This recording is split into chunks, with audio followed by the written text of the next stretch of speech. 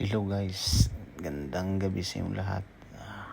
Ito yung una kong vlog na pupunta kami ng public beach dito sa Doha, Qatar. Kaya guys, sana suportahan niyo ako sa isa bago kong YouTube. At dito sa ginagawa namin ay hindi pa iwas po to, libangan po, kasi dito sa ibang bansa ay patibayan ng loob, kaya kailangan nating aliwin na natin sarili, sama sa mga tropa pupunta sa dagat, at sila ay nagbibisikleta at ako'y nag-scooter. Yan si Migo, itong dalawa na to, yan si Mike at si Manuel. Yung nauna doon is magkapatid yun. Kaya ito, kailangan nating mag-enjoy lang habang malayo sa pamilya. Kailangan tiisin ang lahat at enjoy lang. Medyo malayo yung punta namin. Actually, yan ang lugar dyan, pamuntang beach.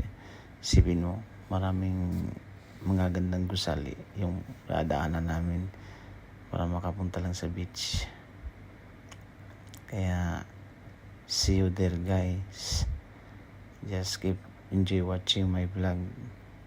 Sana po ay mag-subscribe kayo at tangkilikid po yung mga vlog ko. Diyan po kayo dyan sa may pula na yan. Diyan kami. Kaya medyo akala natin malapit, malayo yan.